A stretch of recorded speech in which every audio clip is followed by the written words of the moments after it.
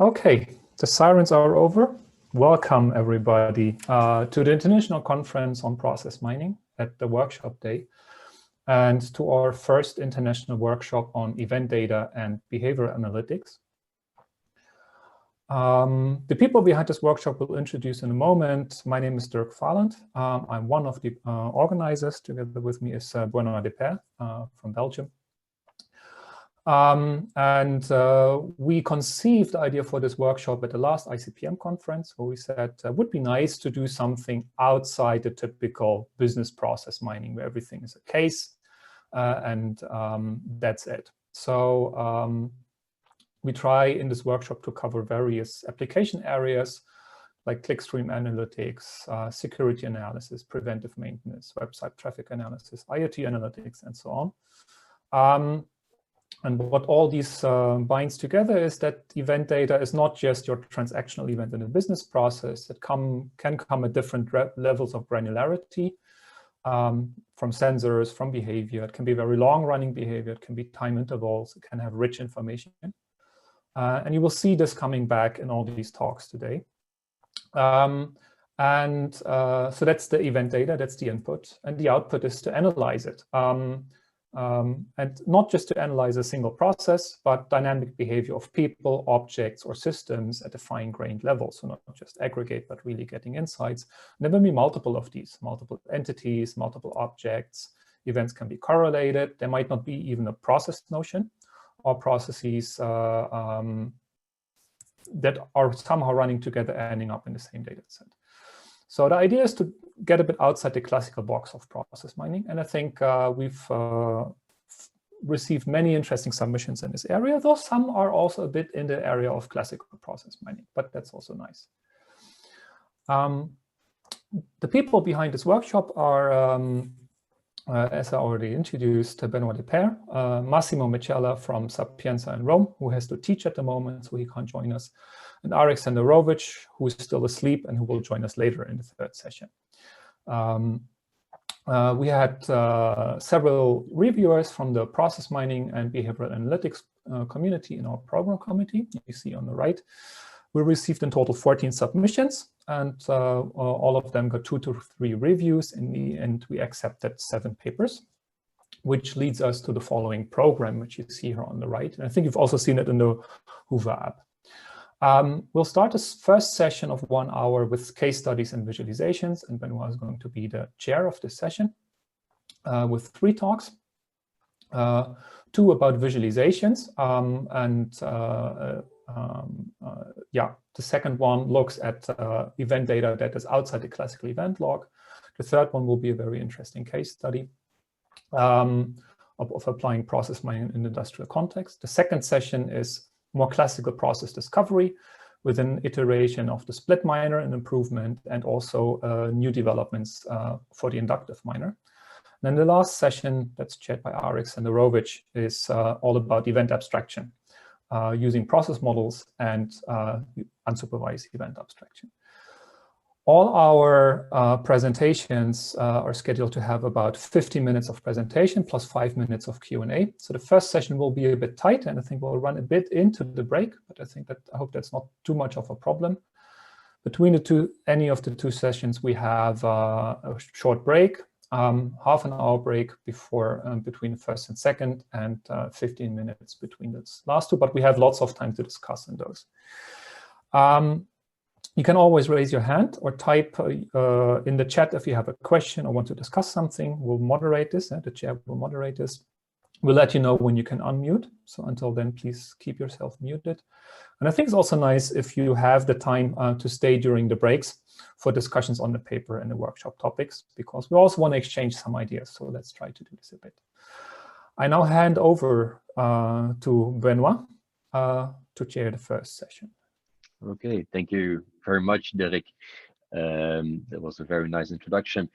So because we have a very tight schedule for this session, let's start our first presentation. The presentation is by Manuel Wetzel on visually representing history dependencies in event logs. Manuel, you can share your screen.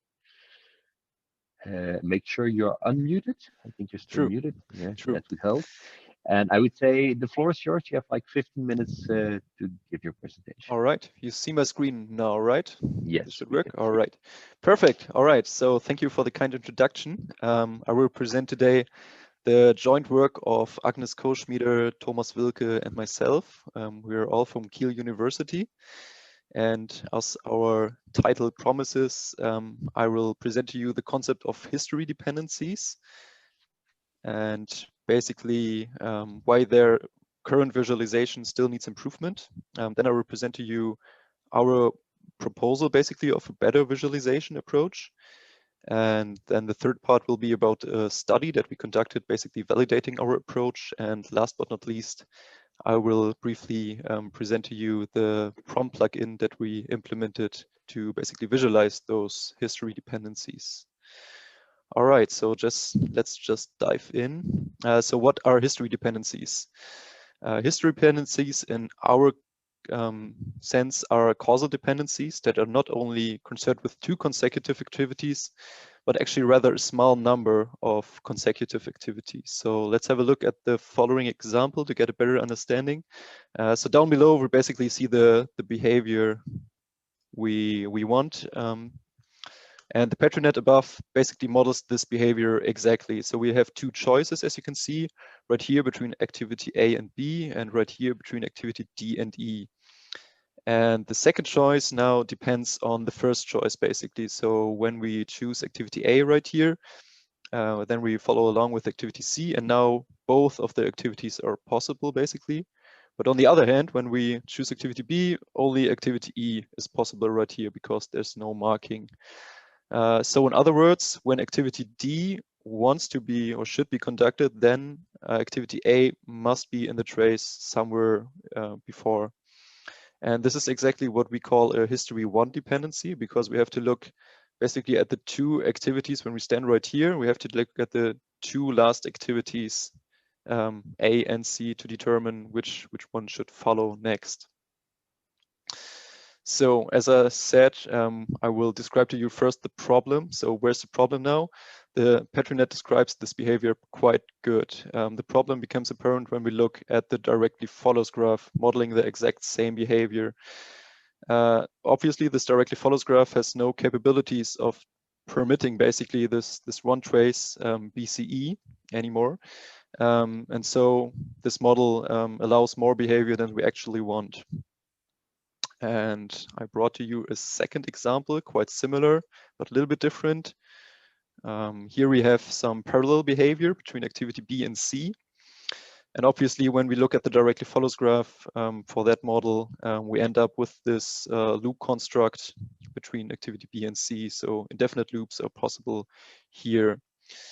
So to summarize, directly follows graphs are not suited to visualize history dependencies.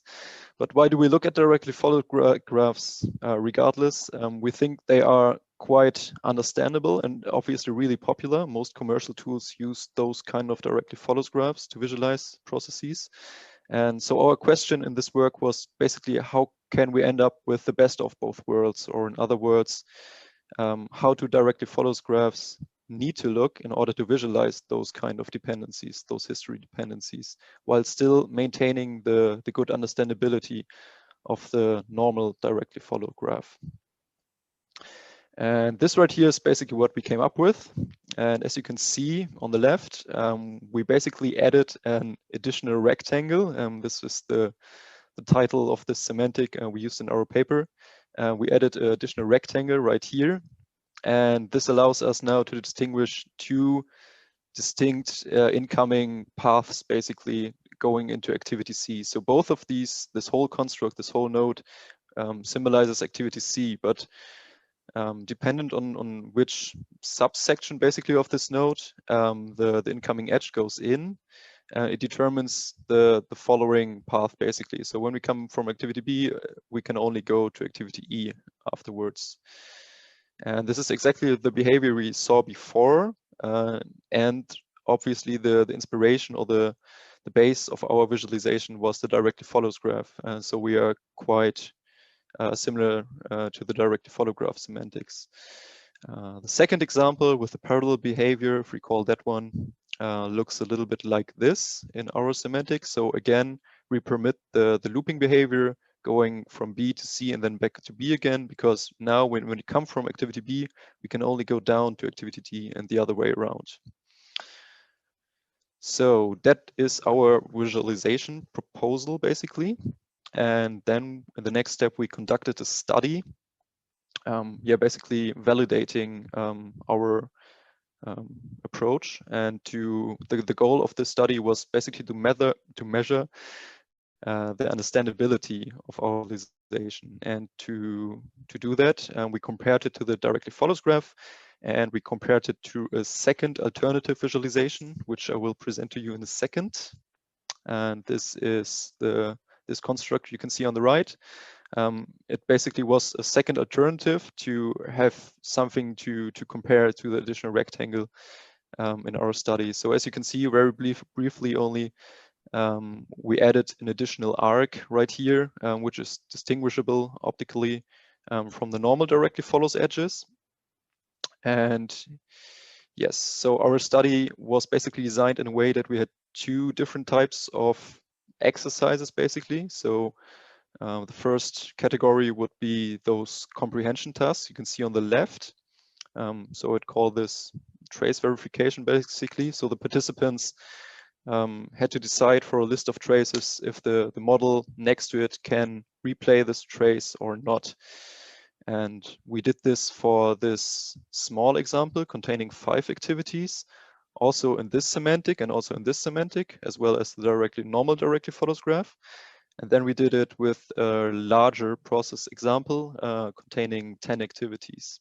So we always had the direct comparison between additional rectangle and additional arc visualization. And the second type of questions basically were those aiming on the user preferences. So we had those statements you can see on the top combined with a Likert scale, as well as some kind of ranking question.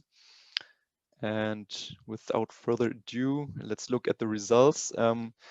Overall, it was more of a qualitative study than a quantitative one. So we only had 13 participants, but all of them were really experienced. So the least experienced 5 participants were students of Agnes Koschmieder, having at least 2 semesters of process mining courses behind them. And yeah, the other 8 were real experts from academia, having much more years of experience. And also it took them 41 minutes for the questionnaire to answer them. So it was really a qualitative study. So now the results. Basically I won't go in too much detail in every single number, but just note that I color-coded them for your convenience so that you can easily spot in direct comparison that, for example, for the comprehension tasks, additional rectangles are much better compared to the additional arc in every single category, basically. In every single exercise, the additional rectangle performed better. And what we looked at here was basically the consensus. So with that, we mean how many participants made the same decision for a given trace. And obviously, you do want all the participants to understand the model in the same way and therefore make the same decisions or understand the traces in the same way. And yeah, as you can see, additional rectangle is always performing better than additional arc. But especially for the large process models where we had those 10 activities instead of the 5 activities, there was really a significant gap to see, comparing the 90% consensus to 77%. And also on the single most controversial trace, basically in each of those exercises, the additional rectangle performed better. And that's pretty much the same that we see when we ask the participants about the preferences. So in the beginning, we asked them 2 times, basically. The first time after they conducted the first exercise on the small example, and then the second time after they have been primed, basically by the exercise of the large example with the 10 activities. And also here you can see that for the small examples, there was no clear preferences. So both visualization techniques were pretty much head-to-head. And for the large models, there was a significant shift in opinion. And now we can identify that the additional rectangle is much preferable to the additional arc1. So as the additional rectangle was basically the winner of our small competition in our questionnaire, that was the one visualization technique that we implemented in ProM. And this is a quick overview about all the individual plugins that we basically stack together to achieve our goal to come from the event log to our final visualization. And let's start at the first step. And we integrated the directive follows model miner of Lehman's, I think was the original author, basically over the dependencies in our code. And we used that to mine the normal directive follows graph basically out of the event log. And then the second part, and this is where it gets a little bit tricky. In our work, we wanted to focus on visualizing those history dependencies rather than discovering or mining them out of the event log. So we decided it is in the best interest of the user that the user itself can use ProM and whatever plugin, whatever algorithm he thinks is best suited to identify those dependencies, to basically mine a Petri net containing those history dependencies out of an event log. In my case, I only used the alpha++ algorithm. Obviously, there are much more sophisticated algorithms to mine those history dependencies, but also with the alpha++, it worked quite good. And so what we end up is basically a Petri net and a directive follows graph. And what we do in the next step is just merging the informations, basically, just comparing those two and looking in the Petri net at every transition sequence basically, and look if this is also existent in the directive follows graph. And so we end up with this Java object basically containing all the information we need for the visualization. And then in the last step, the interesting part is our visualizer. And the results of the visualizer look like this, coming out of ProM.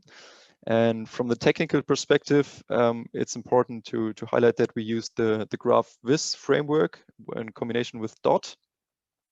And to be even more in technical details, to achieve this splitted node basically, or this node with subsections, we used records or record nodes, and then we had to tell basically the edge or the graph Viz framework where the edge should aim to, and therefore we used ports, so we can identify, we can tell to the edge if it should aim to this part or this part. And yes, so obviously this implementation still has some limitations. I only tested it on a small artificial event log containing, well, basically only those 5 or 6 activities.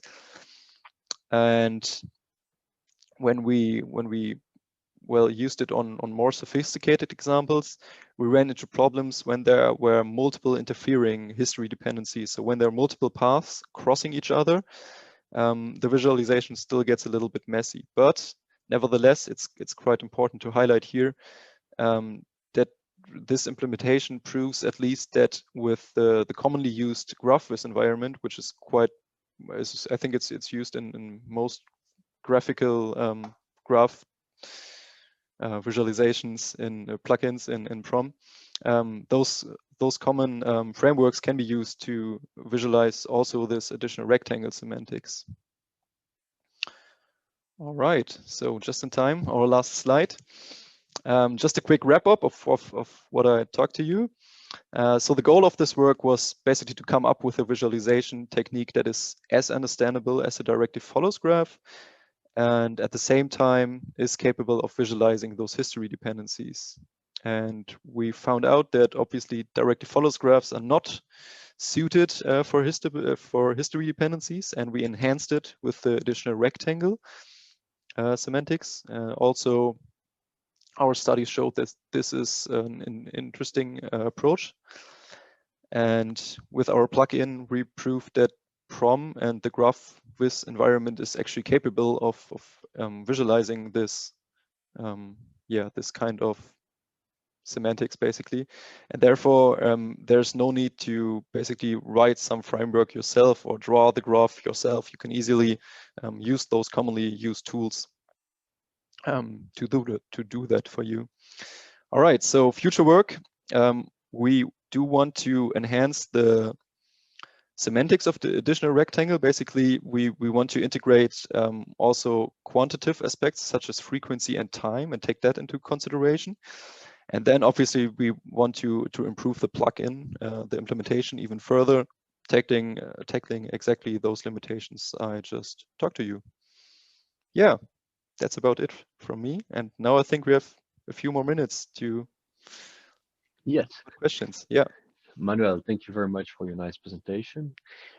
We have some time for questions. If you want to ask a question, just mention so in the chat or raise your hand.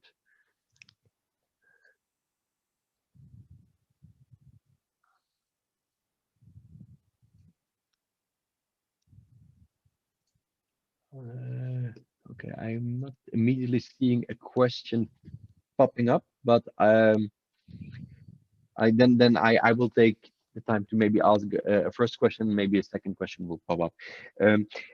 I have a question. Actually, there are two short questions. To what extent do you think the current approach can deal with complex parallel structures? Because I have the impression that that might explode your visualization.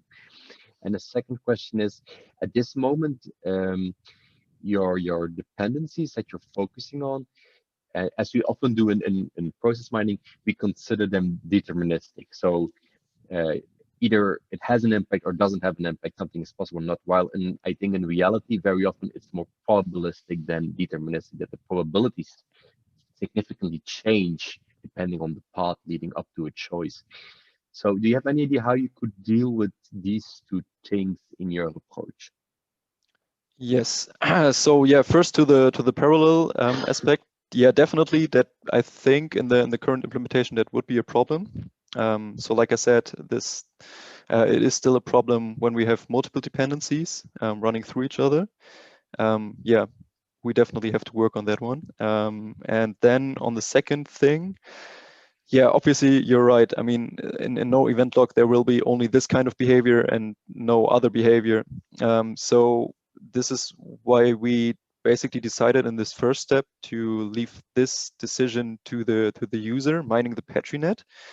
So to identify those history dependencies, basically the algorithm mining the Petri net is basically responsible to identify those. So obviously you should work with thresholds about frequency and quantity and things like that, and take that into consideration.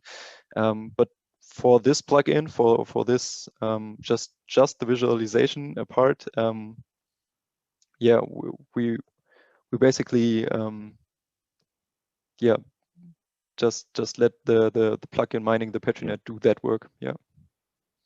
Okay. Okay, thank you very much. I think it could be very interesting to see to what extent directly follow graphs can be maybe modified such that it becomes like a visualization technique for event data, which is easier to understand, but becomes a bit more precise than it currently is, because I think that's indeed one of the big challenges of directly followed graphs. They are not very precise in what they are modeling. If there are no further questions, and I don't get the sign that there are any further questions at this moment, I think we will move on just to make sure that we stay in time. At the end of the session, we will see if there are a few further questions. So once again, I would ask for applause of the audience. For Manuel, you have this symbol reaction. You can give him some applause. Okay. All right, thank you. So then let's move on to the next presentation. Philip Weibel. Philip, are you there? I'm trying to. I'm there, yeah. Yes, I see you. Thank you. Great. Great. You hear me? Okay. Yes, I can hear you. Yes, Okay, you can share your screen. yes. And then I will briefly introduce you, and then you get like the next 15 minutes are yours again. So Perfect. in the meantime, set up your screen, I would say. Okay, so the next presentation is by Philip Weigel from Vienna, and he has some interesting work, I think, to present today about batching, cases that are batched, and how you can represent that and how you can analyze that batching behavior. So, but I will let him give you a better explanation probably. So Philip, if you're ready, the floor is yours. Thank you very much. Do you see my screen and hear me? We can hear you and we see everything fine. Yes. Okay, perfect. Thank you. Good. So yeah, thank you for the introduction. It was very nice and precise also. So yeah, the title of our paper is Analyzing of Business Processes, Business Process Batching using Causal Event Models. Yeah, the agenda for the presentation today will be that I will first talk about batching, how we use it in the paper, how we discuss it, and how our use case partner is using it. Then I will talk about our approach, the evaluation, and conclude then the talk. Good. So I will start directly. So business process batching. In our paper, we used a use case from our use case partner, which is a pasta making company. Yeah, here in this small, very brief introduction to the use case, we have on the left side 2 customers in Vienna and the Pastamaker on the right side, which is somewhere else. So now in this example, the 2 companies in Vienna would like to order some pasta. So for example, the first one is ordering penne and the second one is ordering spaghetti, more or less at the same time. So what happens then is that Pastamaker is creating the penne and the pasta and now would like to ship it to the customers. To save cost and do it more efficient, Pastamaker is using just one truck and load everything on that truck, which is in the end batching, because we batch now everything, the whole order into this one truck and then ship it to Vienna. And we can do that because, or the Pastamaker can do that because all the shops are in Vienna. So there's only one way to travel. So this is more or less very brief what batching is about in our use case. Yeah, the Pastamaker to work, to do their normal business, they're using an ERP system. And as normally an ERP system has a database behind. In our case, it's a relational database. And here we have a small example of this database. We have several tables, like the order table, single items table, warehouse, packaging, and delivery. And then these tables have, of course, a lot of events or entries, like, for example, the order from customer 1 and customer 2, which is then linked via foreign keys to different other events in the other tables.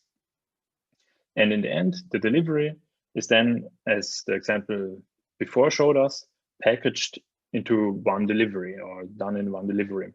So here we have, again, the batching. So this is just a normal small example of the company. Of course, this batching can be done at different stages. So we can have batching at packaging, for example, or delivery, or maybe the invoice. And as it is normal in relational databases, we have different variations of one-to-n, n-to-1, and n-to-m relationships. So this is the status of the batching that Pastamaker is doing. And now, of course, Pastamaker is doing it because they would like to be efficient and reduce the cost. But now, after a while, they wondered, okay, now we have this batching, but is this batching, as we doing it, really efficient? So the Pastamaker would like to analyze the batching behavior, and they have questions like how many batching events took place, or what events caused the batching, or maybe questions like which batching steps are bottlenecks, or which batching steps cause delays. So with these questions, they came basically to us, and we developed an approach to analyze their batching behavior. So yeah, the general approach is composed of 4 steps. the first step is to identify the causal relationships between the event instances.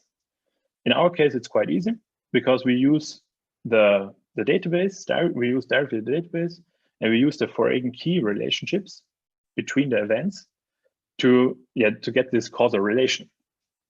So in the end, what I didn't say before is that in the table, every entry we see as an event. So when there is a new entry in the table, like a new order, we see this as an event. Then the second step is the second step of the approach is to represent this causal event relations as conflict-free prime event structures, or also called CFPES. What this is, I will discuss in the next slide. Then the third step is that we combine the single CFPES to create a database of CFPES, or also called DBPES. And this database is stored in a graph-based database. So we have now this DBPES, which contains several CFPs, which are sometimes separated, but sometimes also combined, which is then this batching, CFPs that are batched. I will also discuss this in the next slides. And then we perform the analysis on this DBPESs, so on this database. So now some details about this conflict-free prime event structures. Those are actually prime event structures without conflicts. And they are defined by this triple here. So we have, this triple is composed of a set of events, E, then the less or equal sign for the causal relation as partial order on the events. So here we have for every event a partial order of the other events and the labeling function. So and what in the end is this again a directly follows graph, because we have again the orders, then the single event items, warehouse picking, and so on. And as I said before, for each entry in the database, we see it as an event, which is in the end one node in this directly follows graph. This definition of conflict-free prime event structure is also equivalent to the notion of labeled partial order, as far as I know. So this is the second step. Then the third step is, as I said before, this database of CFPES or DBPES. This would be an example for that. We have here a database containing of 3 CFPES. So we have here one CFPES at the top, then a second one, and a third one. And as you can see, the first and the second one at the top are sharing this delivery node. So they are batched in this delivery node, and the third one is separated from the others. So there is no batching involved. So in total, what we are doing is we take all the single orders or the single process instances and store them in this graph way in the database. Yeah, and then in the fourth step, we are doing the analysis. And since we have now graphs in this DBPES, we can use graph-based approaches to analyze the data. And yeah, we'll discuss this a little bit deeper in this next slide, but we are using a graph database for that. Then, yeah, what we can do with this data, we can do different things. So for example, on the graph level, we can do a visualization of all the CFPES that are connected by the same batching event. Or we can show different information about these CFPs as for instance, the average turnaround time. Then on the event level or on the batching event level, we can do things like what kind of event types were used for the batching, what size of batching we have, or what is the average duration of the batching, and so on. So there are a lot of possibilities that we can analyze and use for the analyzation. So some words about the implementation. Yeah, we are using Neo4j as database to store the CFPs. And we are using Cypher, which is the querying language of Neo4j, to analyze the data. So for instance, here at the bottom, you can see one query, for one Cypher query that gives you all the CFPs that share a common batching event. And in particular, This query gives you all the CFPs that share the batching event with this particular ID, so it's 5647. So yeah, this is already the approach. Now maybe some results of our evaluation. For the evaluation, we used a real-world dataset from our use case partner with around 70,000 orders and 8.5 million events in total. We developed a prototype for our approach, which is called the causal miner. The causal miner is actually growing steadily, but the most important things for this paper here and this presentation are the visualization techniques to visualize this CFPs and the quantitative data analysis. Yeah, here you can see a screenshot of the causal miner. What you can see here at the bottom is a visualization of the CFPs that are sharing this particular delivery node. So this is the batching. Here's the batching done in this delivery. And in total, we have 48 orders batched in this one delivery. To make this view a little bit more clearer and not to have to show all these CFPs, we combined them. And we did this by combining or aggregating all the similar event types. So for instance, we have here 48 order event types combined, so aggregated into this view. Then on the left side, you can see different information like which batching node was, what type does the batching node have, what batching factor is, also how many orders got batched in this node, or what are times like the earliest income of an order and the latest time the invoice, one of the invoices was sent. Then at the top, you can use different filter technologies like batching node or upper and lower limited. Then you can also go deeper into the analysis. So here you can visualize all the single CFPs, so all the single process instances, or in our case, orders of this 48 orders from the batching before. You can see here again the CFP, so this is one process instance, basically. Then we have here different information of this process or the single events. And on the left side, you can select the different CFPs. Then we also provide, of course, quantitative data analysis methods, like in this plot. This is scatter plot. And on the y-axis, we have the total number of nodes before the batching event. And on the x-axis, we have the duration between the earliest start time and the latest end time of the process instances or the orders. The idea of the total number of nodes before the batching event is actually that we wanted to provide a way to analyze or to visualize how complex the process is, or all the processes that are batched in one node. What we have are basically 3 clusters. So we have here a bunch of different process instances or batchings. Since there are a lot of them and they're quite narrowed, this is kind of the normal approach, I would say. But then we have, of course, outliners, which can be seen quite well in this view.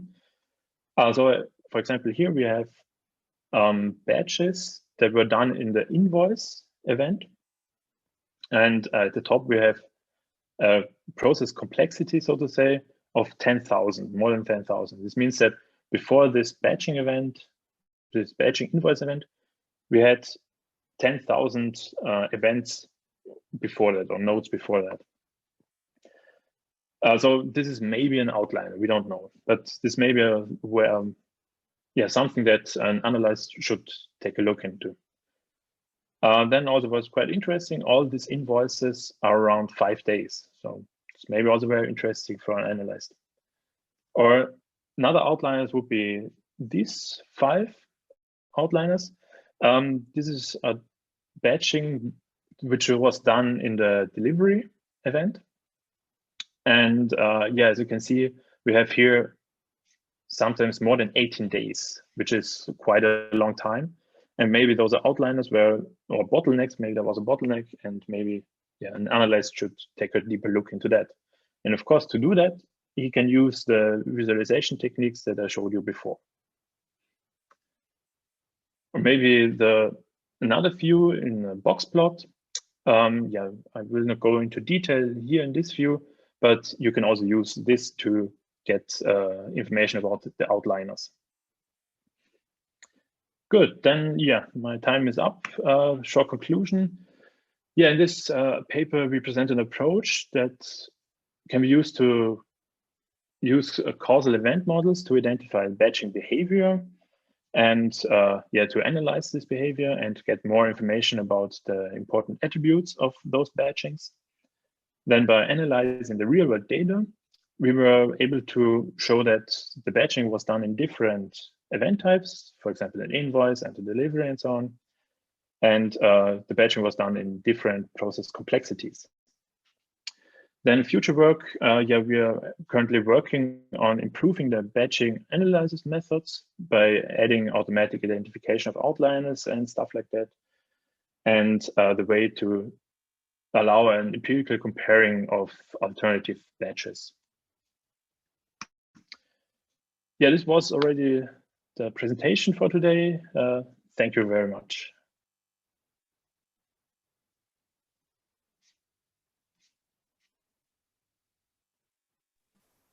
Okay, thank you very much, Philip. I was still muted. Okay, thank you. I would immediately look at the audience. If there are any questions, please raise them. Okay, I see Derek has a question. Okay, Derek, you can unmute and go ahead. Yeah, thank you, Benoit. Thank you, Philip. Very nice topic. I like it very much. So I have two simple understanding questions first, maybe. The first is, so you call this causal event model. And I mean, I kind of get where you're coming from, right? I mean, I work with this kind of model as well. But if you, I mean, an event structure or also labeled partial order is just modeling, well, things ordered over time with some allowing you to also say keeping things concurrent. It's not necessarily causality. So maybe you can tell me a bit in which ways you see causality being described here in your case, right? I mean, I think in general this is difficult, but for your concrete case, what leads you to say that your ordering is actual causal ordering? I mean, I can always come up with a partial order, right? I can do this based on timestamps and so on. So that's easy. But why do you say it's causal? I think this is a tricky question generally in process mining. So that's why I wonder. We came up with this with the causal notion actually by analyzing the processes of the company, because the normal process is like the order comes in, then the ERP system separates the order into single items, and then the single items or this information goes to the warehouse worker, and the warehouse worker is then picking the orders. So we see this as causal order because the order comes in, then the cause of the single items is the order, and the cause of the warehouse picking is the single item separation. Okay, so in that sense, you ensure that this is causal by the way you extract the data out of the database, right? So it's not that the event structure itself ensures its causality. It's you knowing how you model the data, that when things are ordered, there's causality there. Yes, yeah. So, but we also have in the database, we have the timestamps. So we know when an event comes in and so on. Yeah. With the help of the event types, the timestamps, and also this is not presented in this paper, but we are working on another paper where we use expert knowledge to model this causal knowledge. Yeah.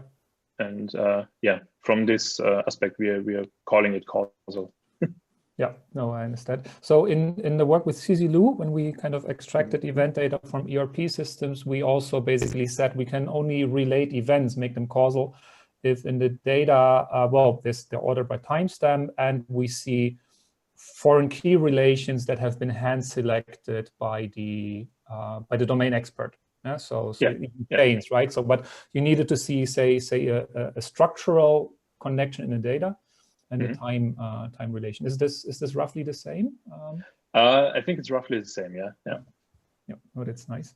A second question. I really like your picture because it kind of simplifies the process of the tool of the causal miner that you have.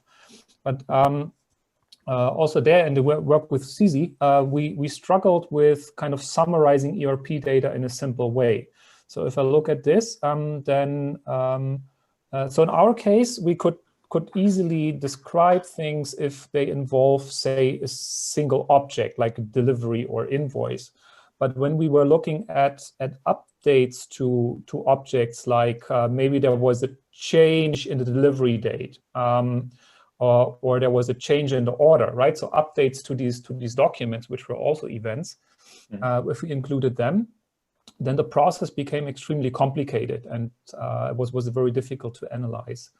How are you dealing with that? Are you at the moment just ignoring anything that, say, happens to a delivery? Because I mean, you focus a bit on batching, so I mean, it makes sense to do that. So do you consider any updates to the data objects that are involved? We are at the moment. You mean kind of real-time updates? No, historic updates. But I mean, you see this, for example, an order is placed and then at some point the order gets updated. And then initially we had 100 and now we need 500 boxes of pasta. Yeah. At the moment, we are not considering that, So at the moment we have 2 timestamps in the database, which is the first entry of this item. So kind of the order income and the last update timestamp. Yeah. And but we don't know what happens in between. Okay. And we are just at the moment we are just considering the first timestamp. So when the event was created. Yeah. No, it's nice. Okay. Thank you. I'm going to. Okay. Thank you, Derek, for your questions. Philip, thank you for the answers. I would like the audience give Philip a virtual applause. And then I would say, let's get ready for the final presenter of this session, which is Gary Murphy. Gary, are you with us today? I am. Hello, everyone. Hi. Hello. Okay, Gary, you can set up your screen, share your presentation with us. I'm very happy to introduce today Gary. He has a very nice and interesting case study. Gary was very early on submitting his paper already. I saw it pop up in EasyChair and I think, wow, did somebody made a mistake? But it wasn't the case. And it's a case study of applying process mining techniques in the context of energy and connecting to the electric grid, if I understood it correctly. But I will let Gary introduce himself and the case study, and I'm looking forward to it. So Gary, we can hear you. We see the presentation. This moment is not yet in the presenter mode. I'm not sure if that's the purpose, but I would say. Well, you should be seeing it. So we see at this moment the normal screen. I mean, we see the PowerPoint screen. So I'm not sure if you have a dual screen setup. But you can see the presentation, so this is fine. Okay. Okay.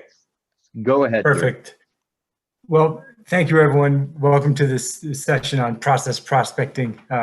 This is an industrial, application of really aimed at trying to broaden the usage of process mining. And prospecting, in this sense, is how can you use process mining even when you have limited data sets? You can't, dive into it and bore a deep tunnel into the data. You can only prospect at the surface. And so who should be here? I would say if you're a consultant who's in a play on word, prospecting for new clients, or a researcher prospecting a new idea, you've come to the right place. Well, first, who am I? I am a management consultant to utilities.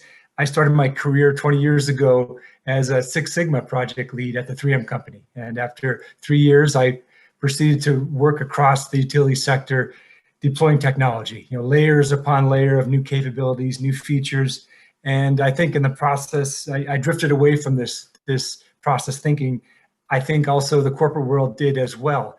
And it wasn't until 2016 I was leading the implementation of an energy management system that operates the grid for the state of Colorado, where it came back to me. The most difficult aspect of this project was getting the new state estimator model to solve. Are people familiar with what a state estimator model is? Well, it is the brains behind the grid. In this case, we had 100,000 telemeter points that were read and pulled every 4 seconds. And every 4 seconds, this model had to solve to figure out the state of the electric grid. It's very similar to what people I see in this conference. They're trying to stream IoT data into a model. So this was very difficult to solve, very manual. And I resolved in this experience to learn more, how could I automate this validation? And this led me to Kalman filters, Markov chains. That's really part of the calculation, Petri nets, and then process mining. And I'd say here we are on the verge of a coming decade of process automation, and process mining has a key role to play, right? It's automate what, automate where. And but why process prospecting? Well, for consultants, you'll learn very quickly that any transformation you aim to do requires C-level sponsorship. And these days, compared to where I started out in my career, the C-level really isn't that interested in processes anymore. So you have to raise awareness. And doing a prospecting kind of study where you're studying their business challenges is a way to get that conversation started without spending a lot of time. Another aspect, if you're a researcher, I would imagine getting access to detailed process data is half your challenge in life. And prospecting an idea doesn't not just help validate the idea, but also show to someone else, prove to them why they should give you their data. Get that permission. I'd say I'm going to go into my case next, and this is definitely about renewable energy. It's near and dear to my experience, but this could be applied elsewhere. Any regulated industry produces time series data, healthcare, financial services. Can anyone think of other industries that are regulated that produce kind of quarterly process reports? Well, get creative. They're out there. And so I just want to emphasize, it's not just about this one case, but here is the case, though, that there is a queue to interconnect solar power plants. So this is about a utility in the state of North Carolina in the US that over the last 4 years added 5.5 gigawatts of solar electricity to become the second largest state in the US for solar. This is $9 billion went into this state for this purpose.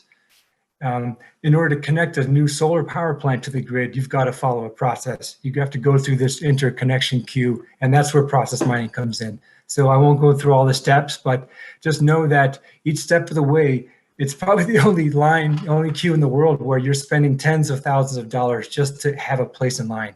And you go through a series of studies that cost more and more money, and these could take years. Until you get to this interconnection agreement, you don't even know how much money you're going to make. And it's very risky, very speculative until these final steps. So why would anyone bother investing in solar? Well, once you get that agreement, you've got a fixed price that guarantees a positive return on investment after all that hard work. But you'll see in the study that a big part of your profits are caused by tax breaks. And these tax breaks, this production tax credit, it's called in the US, they expire frequently. And there's 2 key dates in this study, the end of December 2015 and 2019 are expiration dates. And you'll see the impact of these dates on behavior. And as the expiration of this tax credit approach, there was actually a mandate from the regulator to this utility. You've got to fix your interconnection queue, make it go faster. And there was complaints as people were trying to get their projects in to get that tax break. So the proposal from the utility was that, okay, we'll fix this process by, instead of studying one project in series, we'll group projects together and we'll cluster study these groups. We'll do that either by temporal groups or by location-based clusters. And so this case study is really about seeing if there's evidence in their regulatory filings for these clusters, and how do these key dates affect investor behavior. Any questions about the case? Okay. So the methodology, this is where I had to get creative because I did not have the data. So I went to the public website that had all the regulatory filings of this utility. They're done on a quarterly basis. So I was trying to look at a process with daily workflows in really quarterly timestamps. So right then and there was a challenge that I really couldn't do all the detailed trace analysis because the dates were off. So that's where the prospecting idea came. But I took PDF files, converted them to a spreadsheet, moved them into a relational database, did some basic queries on the performance, and created the event log structure. Then I moved it into, I used ProM 6.9 for PetriNet conformance analysis. Once I understood the PetriNet better, I did the event log visualizations, and then back out into Excel spreadsheet for the graphs of key date behavior. So key assumptions, obviously, with this limited data, all I was really going to be able to do is look for variance in this process across filter groups, looking at for these cluster groups. There shouldn't be any variance. If you've got the same process, the same data, you should have the same performance, ideally. But another key assumption, I did rely on the inductive miner, mine PetriNet using inductive miner. And if this didn't accurately capture the process flows, then all my conformance analysis and PetriNet behavior analysis really is questionable. So I did find, just using basic queries in a relational database, there was an improvement over time in performance that you can see at the end here. When this tax credit expired, several projects were canceled and didn't go on. And then at the you had 4 years of stability, steady improvement, more and more successful projects. And then at the end of last year, more and more projects started getting canceled or sold. So, and you could see the projects duration went down, steady improvement in variation as well, standard deviation going down. But here's my groups though. I'll just show performance. The first half of the year, I called them the zeros. Projects that were started in the second half of the year, I called them ones.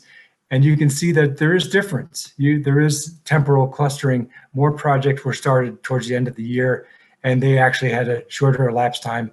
Success, I called if they actually started construction. And there's differences there as well.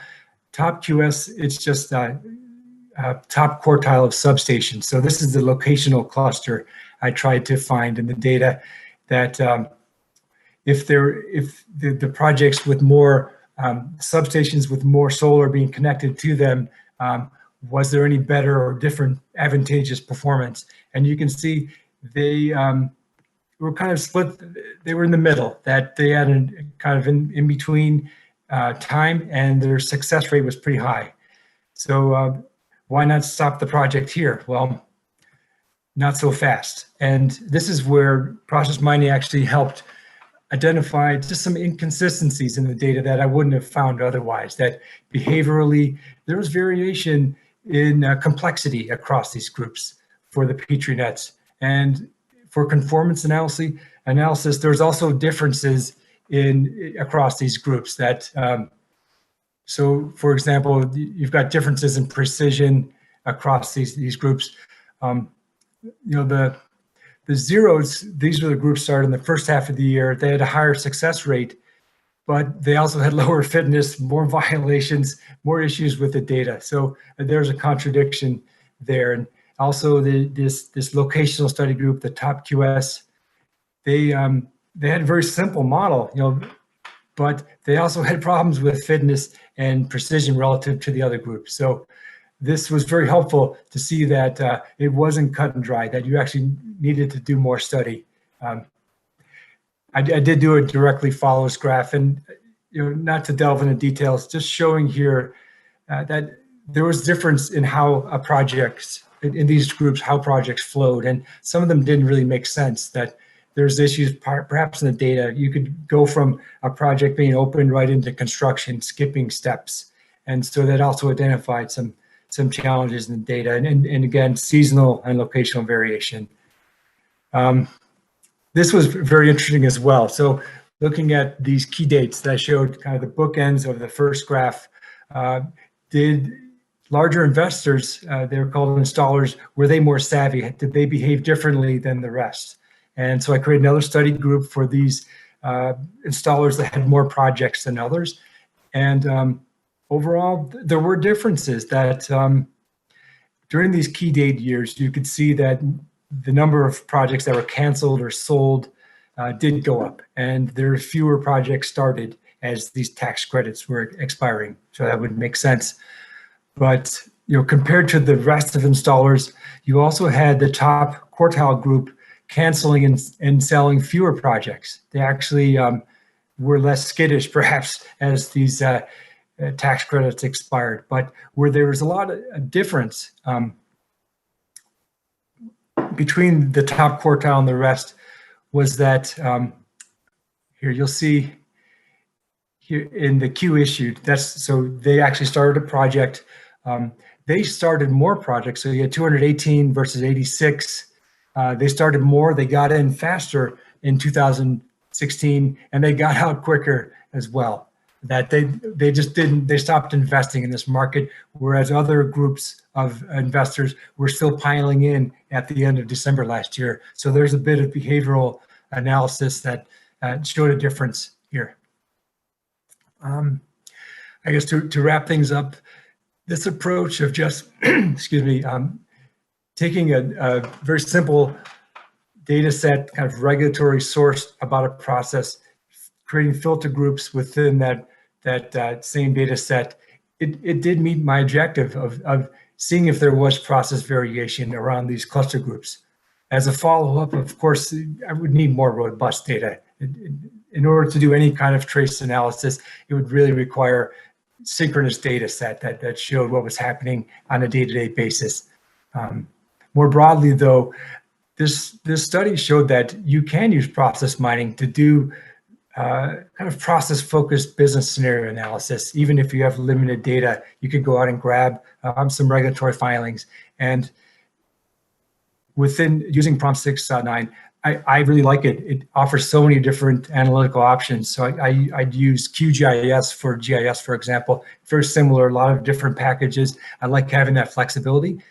But since it's a research tool, the downside from an industry user is that each package has different levels of documentation and research papers. So I definitely got confused periodically and interpreting results. And so I'd say there's opportunity to perhaps within the software development community around process mining to create a simpler prospecting interface that actually allows people like me to assess data and kind of create almost a configurator to look at different options, different approaches, and assessing really the quality of your data before you dive in and spend weeks and months doing a study. So there's definitely opportunity here for those who are wanting to innovate.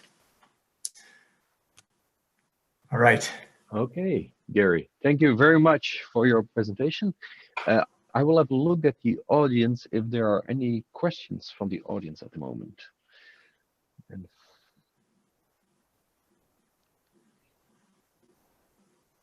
Okay, just in the meantime, people can still think about questions. I will raise a first question.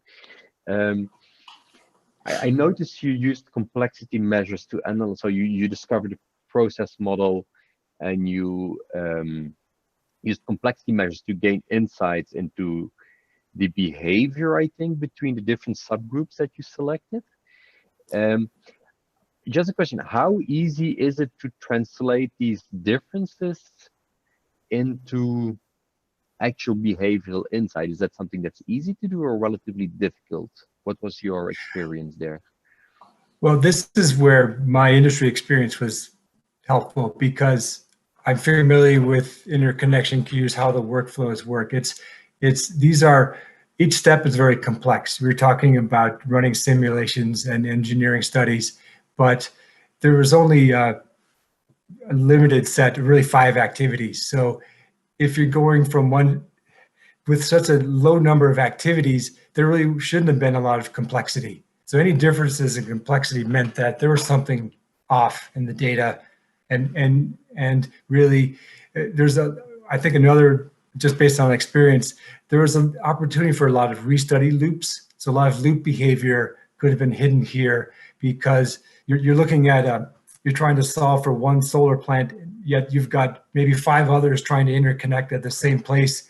And there's a lot of back and forth across these projects, a lot of interdependencies that cause restudies that I was familiar. I knew were going to be there, and that perhaps someone not familiar with the process wouldn't have. So that's how I knew complexity could matter, because if you had a lot of XORs and different kinds of splits and joins, that meant that there's something wrong with the project or the studies. Okay, so that's actually very interesting. Also, you're pointing out to the connection between the different instances, how they influence each other, which is, as far as I know, unless you have another experience, is something that will not show up directly in the process mining models you discover. You can't see the interaction directly, right? And that's where it is useful but limited as well, because you'd have to have access to all the developers' systems to see what their processes are like, to plan and really negotiate this queue. And then you've got the utility engineers doing their studies. So there's a lot of data that would be hard to get at, really, and have it into a single event log. But I definitely think there's locational value. I think looking at the process, that identifying an area and attracting projects at the same time to go through that. So I think that's definitely a way to manage these interdependencies, but that would really be more based on a rule than that starts the process, and as opposed to process rules within. Yeah. Okay. So I don't see any questions popping up. So I assume everything was very clear. Maybe one final comment, Gary, is I'm not sure to what extent you are familiar. You were referring to ProM and the difficulty sometimes to find good documentation of some plugins. If I'm not mistaken, there is a version of ProM Lite, I think, which is like a selection of algorithms, which is normally a bit easier to understand. And also there are some other packages to do process analysis, like yes, like BPOC. It is, and I think so. They are. It's good to have choices. I guess I just liked having more choices, and some of these complexity metrics. I believe that was only in the 6.9 version, not the Lite. But yeah, sure. Okay, I would like to thank you very much for your presentation. Please give Gary a virtual applause. Awesome. And this brings us more or less to the end of this session. For those people who still, I would say, for those people who still have questions for any of the 3 presenters, you can still ask them in the chat. If I don't see any questions popping up within the next minute or so, I assume everything was clear. So I would like to ask the 3 presenters to stay a little bit more longer, just in case there are some final questions. And to all the other people, thank you very much for attending, and we see each other in 20 minutes for the second session.